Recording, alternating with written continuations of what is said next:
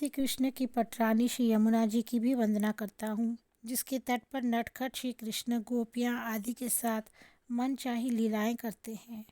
मैं उन गोपियों के घरों एवं आंगनों की भी वंदना करता हूँ, जहाँ प्रियतम श्याम सुंदर रस में डूबकर नृत्य करते हैं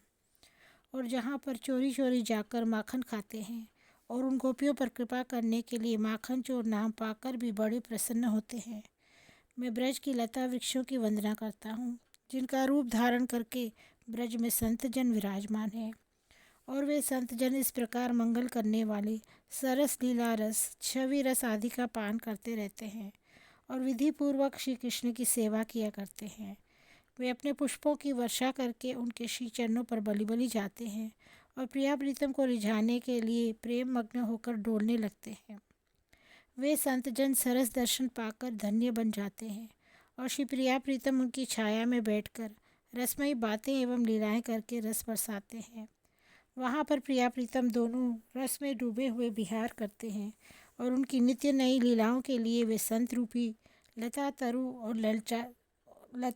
और ललचाते रहते हैं।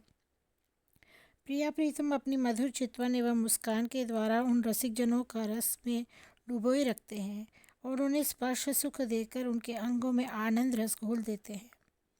मैं गुणों को गुनगुनाने वाले भंवरों की, गान करने वाली कोकिलाओं की एवं उनका गुणगान सुनकर नृत्य करने वाले मोरों की वंदना करता हूँ, जिनकी बोली का अनुकरण करके श्री कृष्ण मधुर रस की वर्षा करते हैं और जिन मोरों के पंखों को अपने सिर पर धारण करते हैं तथा जिनको नृत्य करते देखकर श्री कृष्ण नृत्य करने लगते हैं। मैं उन पक्षियों के चरणों की वंदना करता हूँ, जिसके पीछे पीछे श्री प्रिया प्रीतम चलते हैं और उन बड़भागी पशुओं की वंदना करता हूँ, जिन्होंने इस पशु शरीर से उनकी सेवा करके सुमति एवं प्रेम की कामना की है।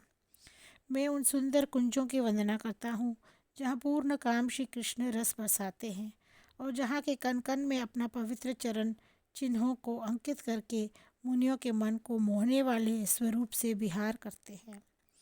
मैं उन ब्रज की गलियों को नमस्कार करता हूँ, जहाँ प्रिया प्रीतम के चरण चिन्ह अंकित हैं। उनमें लोट पोट कर उस रज को तन से लपट कर मैं अत्यंत सुख का अनुभव करता हूँ। साथ ही मैं गोपी एवं गोपियों की पवित्र चरण धूलि पाने के लिए मधुर भाव से उनकी वंदना करता हूँ। ग्वाल बाल एवं गायों के बछड़े जो श्री कृष्ण के अत्यंत प्यारे हैं, उनके श्री चरण भी हमारे द्वारा वंदना करने योग्य है,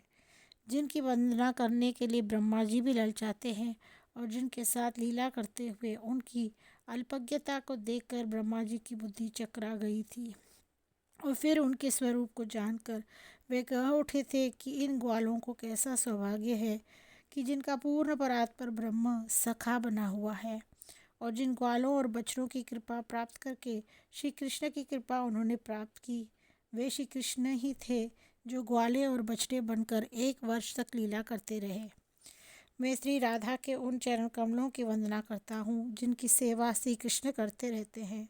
मुझे पूर्ण विश्वास है कि उन्हीं श्री राधा जी के श्री चरणों की कृपा से मैं पूर्ण काम बन जाऊंगा,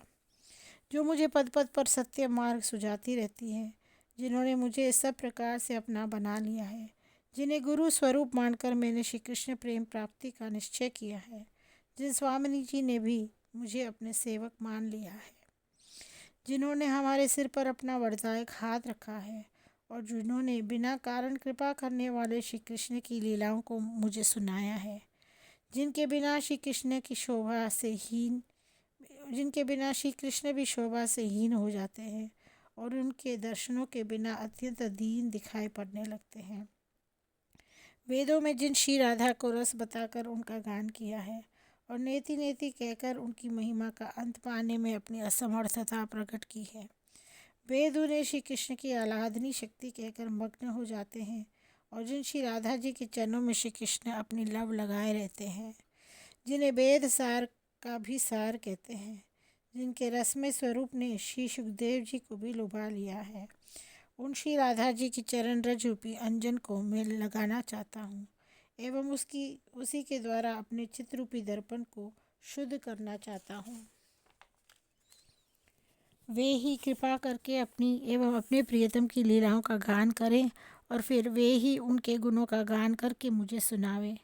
वे ही उनकी लीलाओं का दर्शन करा के मुझे लुभावे और जैसा उचित समझती हूँ वैसा मुझसे लिखवावे। जो अनादिकालीन विमल ब्रज भाषा है उसका मुझे भी ज्ञान नहीं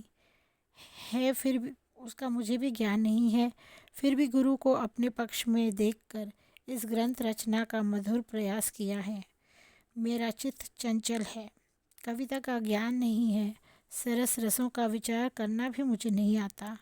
अलंकारों का भी मुझे ज्ञान नहीं।